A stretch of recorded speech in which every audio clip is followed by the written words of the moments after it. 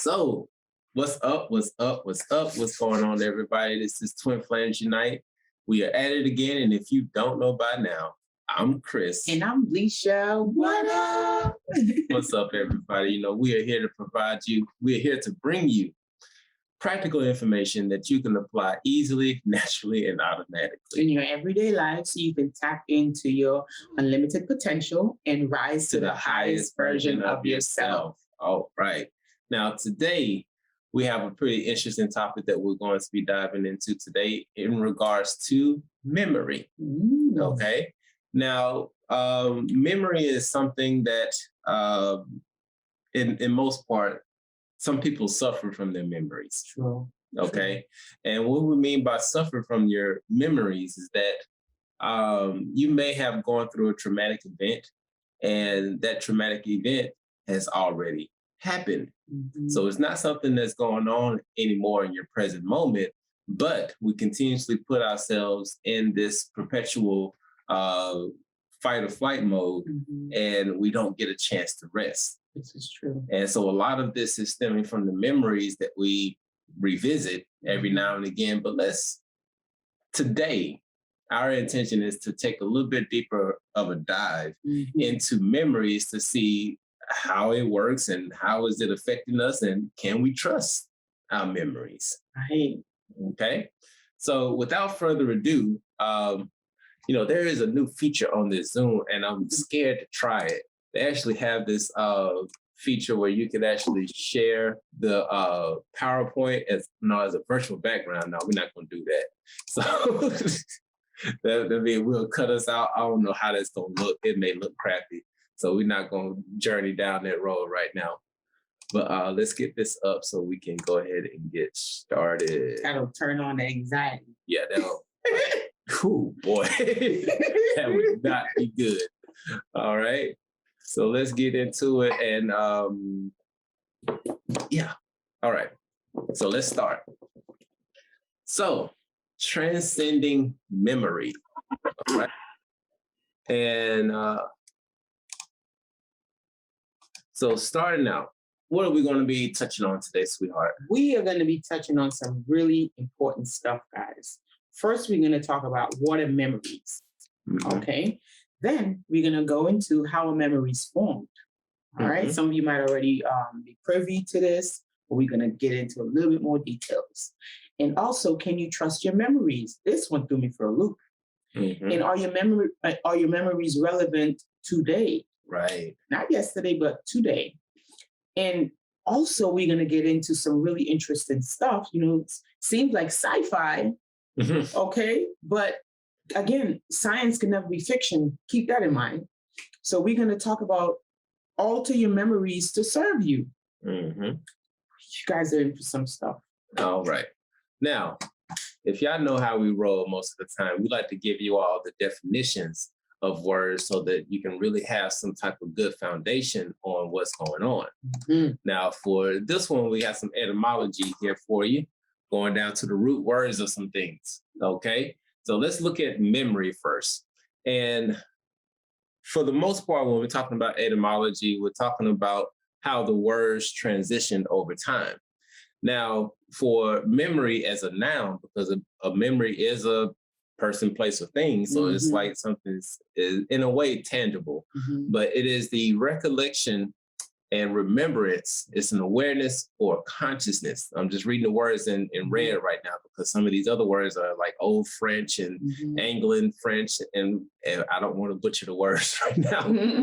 But it's also the faculty of remembering. And so when you look at memory as a thing, it's talking about like the process of remembering, but what does it mean to remember?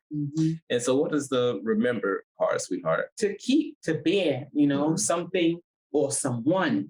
Isn't that crazy? Something or someone in your mind to actually retain in the memory, preserve, unforgotten, recall, bring to mind. But I want to look at memory a little bit more as a noun.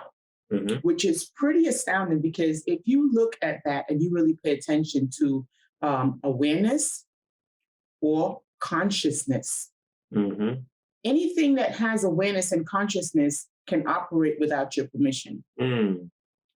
So just keep that in mind as we move along the thread, right? So memory is a noun, right?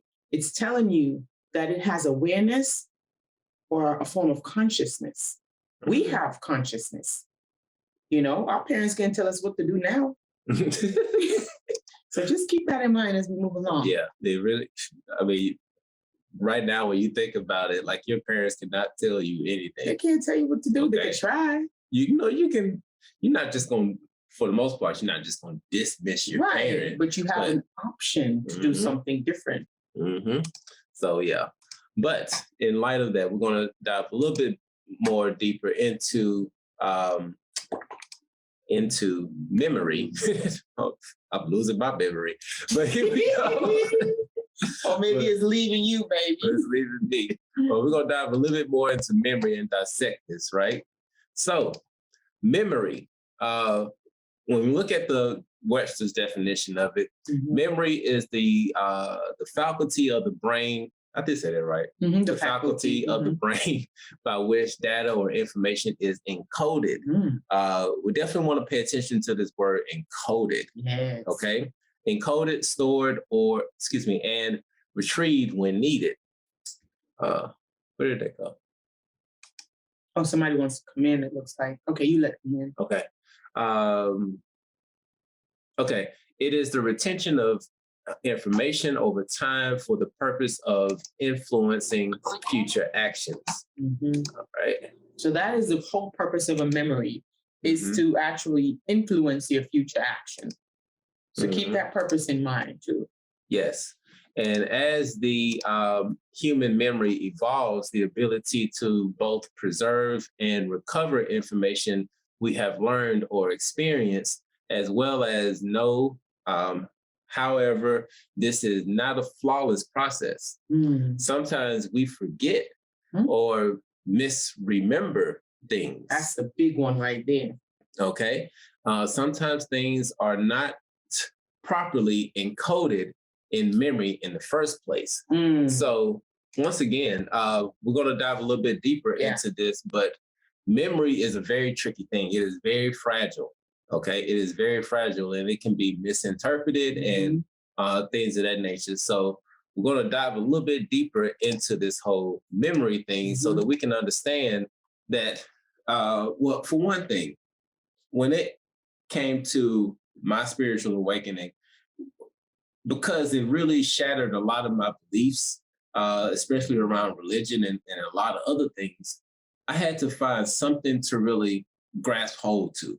Because if I didn't find something to grasp hold to, then I just feel like I was just going to be falling. Like in outer space. It's kind of like you out in space and you just out there in the ethers, and it's just you just out there. You don't got nothing to see, nothing to hold. That's what it feels like when you really let go of these labels and these programs. Yes.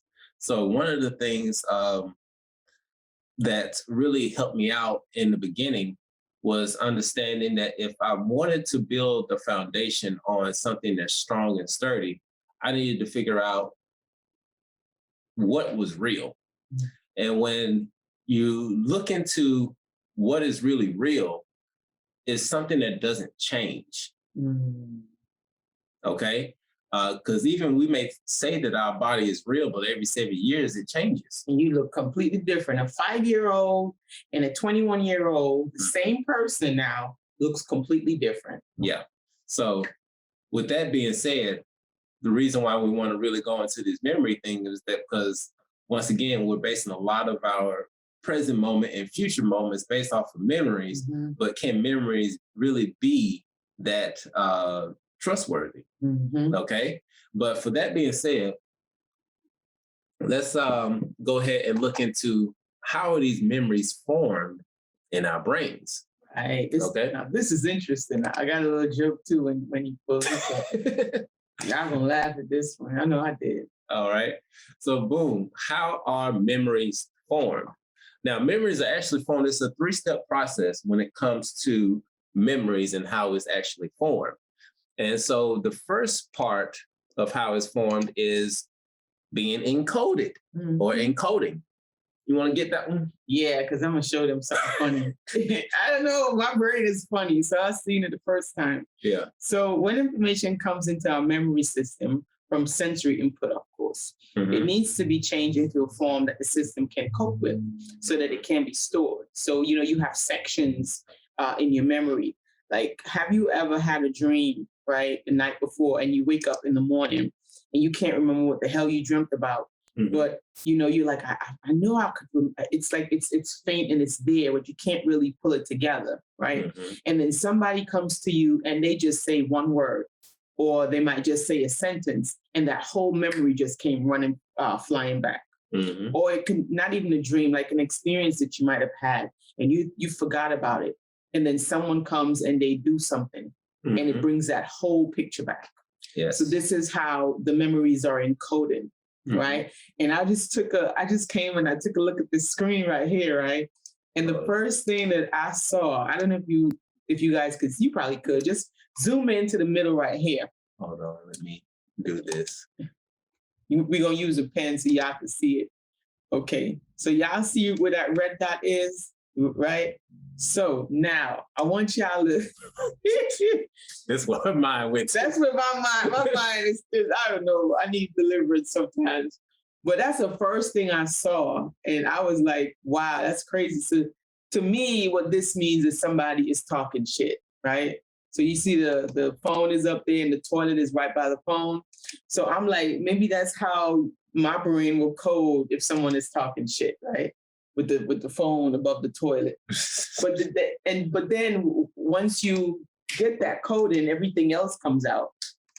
So that's actually how it stores stuff. It's in codes. Kind of like a computer. Mm-hmm. How do I change this back to my thing? I don't know. Okay. We're just gonna keep rolling. All right. So that's the first part when it comes to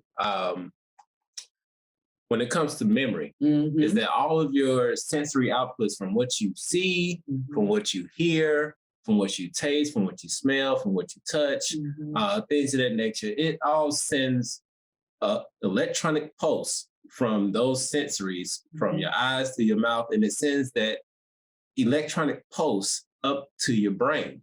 And then your brain takes that electrical pulse and it encodes it in a format that it can store it. Okay. And depending on where it's storing it, it would determine how easy that you can retrieve it. Because when you think of coding, right, and you think of storage, you could think of, it's just like the computer. Like a computer has regular files, and then you have zip files. Yep. And some of those zip files don't even work. You try to open it, and the thing is all messed up. So our mind it kind of works a similar way. Yes. And that's actually the next point that we're going to get into, which is the second part is the storage. Okay. So once that information, those electrical pulses are encoded, then they're stored into your brain. Now, this concerns the nature of memory stores. For example, when information is stored, how long the memory lasts for, as far as like the duration, how much can be stored at any time, which means the capacity, and what kind of information is held. Now, the way we store information affects the way we retrieve it. Okay, we're going to talk about that in just a second. But the way that we store information can affect the way we retrieve it. There has been a significant amount of research regarding the difference between short-term memory and long-term memory.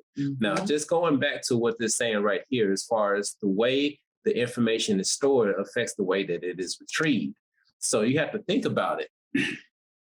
For example, if you went through a traumatic event, it was stored during a traumatic event. Okay. Now, let's just say down the line, somewhere in the future, you want to go and retrieve that traumatic event. You want to explore that memory and see what really happened. Now, you're not in that same environment that you were in when you first encoded that memory. So, but you can still have the opportunity to go back and really revisit that memory so that you can see what happened. But in just a moment, what we're about to